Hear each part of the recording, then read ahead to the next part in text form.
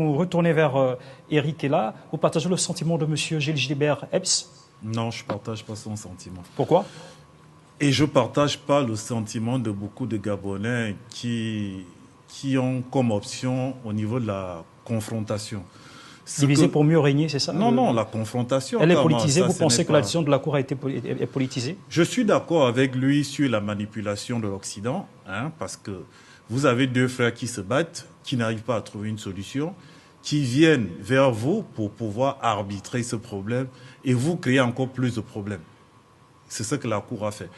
C'est-à-dire qu'au lieu de régler le problème, elle a créé d'autres problèmes. Pourquoi je le dis? Le conflit était tripartite, parce que les gens se focalisent seulement sur la souveraineté des trois îles, mais il y avait aussi un conflit terrestre, il y avait un conflit maritime. Donc quand des pays se rapprochent de cette institution pour trouver des solutions... Avant de continuer, le conflit terrestre, l'État, à quel niveau exactement? Le conflit terrestre était au niveau de la limitation de la frontière.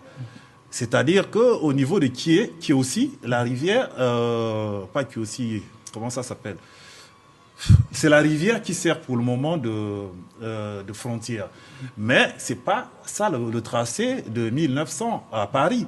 C'est-à-dire qu'il y a eu un accord franco-espagnol en 1900. Et qui est là? On est dans la province de Wellington, quelque part. Pardon? C'est dans quelque part dans la province de Wellington, c'est ça? C'est au niveau de la frontière entre la Guinée équatoriale, et le Gabon. Du côté de Wellington. Pas qui est. C'est-à-dire qu'au niveau de la frontière terrestre, la Cour a demandé qu'on applique la décision qui avait été prise en 1900, c'est-à-dire la ligne droite.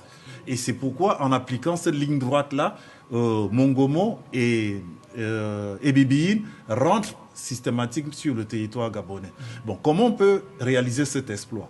Vous avez Bibiine, moi j'étais en Guinée, j'étais à Bibiine, j'étais à Mongomo, c'est deux super villes où la Guinée a investi comme c'est pas possible.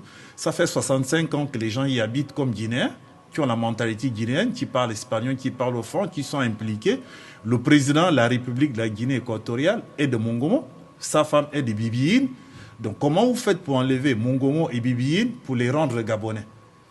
C'est pas réaliste. Cette formule, c'est pas réaliste. Cette formule, ça veut dire quoi? Si vous rendez Bibiine et Mongomo gabonais, ça veut dire que le président de la République de la Guinée équatoriale ne peut plus être président de la République de la Guinée équatoriale parce qu'il se retrouve de facto gabonais. Et sa femme aussi se retrouve de facto guinéen. Et au niveau de la frontière maritime, ils nous envoient nous débrouiller, ils disent qu'ils ne peuvent pas arbitrer. Là, je suis d'accord avec mon compatriote qui disait que c'est l'instrumentalisation de la communauté internationale pour nous mettre dans un conflit, dans un affrontement avec la Guinée et après venir jouer les pompiers pendant tout ce temps, exploiter les richesses qui sont au niveau de ces trois îles, les richesses pétrolières, gazières, même au niveau de Mongomo et Bibiine, il y a des richesses. Donc, quand on vient vous voir pour arbitrer, il faut trouver des solutions. Soit vous dites que le Gabon est gagnant, soit vous dites que la Guinée est gagnante. Mais là, quand on voit les trois décisions, c'est le statu quo. Donc là, c'est la diplomatie qui va maintenant jouer. C'est, comment je pourrais le dire, il faudrait que le Gabon et la Guinée ne fassent pas preuve d'arrogance ou de prétention. Nous devons régler ce problème en africain.